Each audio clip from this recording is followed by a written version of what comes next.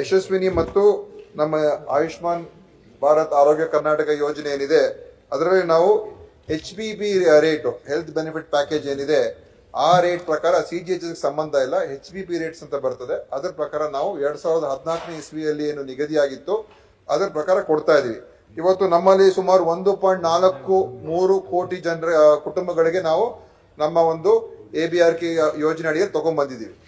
ಈಗ ಅದರಲ್ಲಿ ಕೇಂದ್ರ ಸರ್ಕಾರ 69 ಲಕ್ಷ ಕುಟುಂಬಗಳಿಗೆ ಮಾತ್ರ ಈ ಯೋಜನೆ ಅಡಿಯಲ್ಲಿ ನಮಗೆ ಸಹಾಯಧನ ನೀಡ್ತಾರೆ. ಇನ್ನು ಉಳಿದಿರ್ತಕ್ಕಂಥವ್ರಿಗೆ ಅವರು ನೀಡ್ತಾ ಇಲ್ಲ.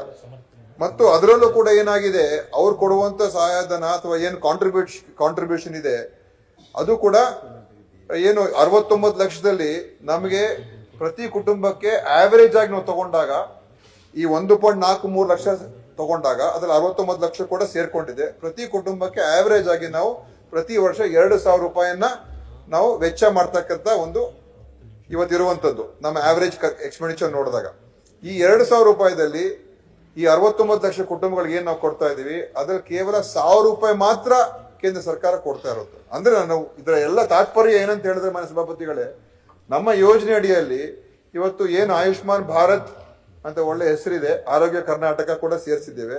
ಸುಮಾರು ವರ್ಷಕ್ಕೆ 1,800 ಕೋಟಿ ರೂಪಾಯಿ ನಾವು ಖರ್ಚು ಮಾಡ್ತಾ ಇದೀವಿ.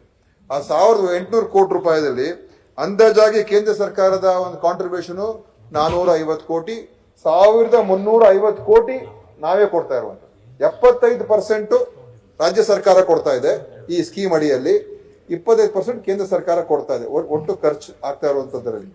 ಈಗ ನಾನೇನಾದ್ರೂ ಅವ್ರು ಹೇಳ್ದಂಗೆ HBB ರೇಟ್ ಅನ್ನು ಹೆಚ್ಚು ಮಾಡ್ಕೊಂಡ್ರೆ ಅಥವಾ ಲೇಟೆಸ್ಟ್ HBB ರೇಟ್ ಪ್ಯಾಕೇಜ್ ಏನು ಬಂದು 2022 ಬಂತು, ಅದ್ರ ಪ್ರಕಾರ ನಾನು ಹೋದ್ರೆ ಕೇಂದ್ರ ಸರ್ಕಾರದ ಏನು ಹೆಚ್ಚಾಗೋದಿಲ್ಲ ಅವ್ರ ಕಾಂಟ್ರಿಬ್ಯೂಷನ್. ನನಗೆ ಇನ್ನೂ ಒಂದು 500-600 ಕೋಟಿ ರೂಪಾಯಿ ಹೆಚ್ಚಾಗ್ತದೆ. ಅವಾಗ ನಂದು 2,000 ಕೋಟಿ ರೂಪಾಯಿ ನಾನು ಖರ್ಚು ಮಾಡಬೇಕು.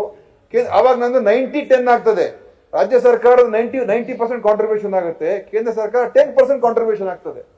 ಮತ್ತೆ ಏನಕ್ಕೋಸ್ಕರ ಅವರು HBB ರೇಟ್ 2022 ಮಾಡಿದ್ದಾರೆ? ನೀವು ಒಂದ್ ಕಡೆ HBB ರೇಟ್ ಹೆಚ್ಚು ಮಾಡ್ತೀರಾ, ನಿಮ್ ಕಾಂಟ್ರಿಬ್ಯೂಷನ್ ಹೆಚ್ಚು ಮಾಡ್ತಾ ಇಲ್ಲ.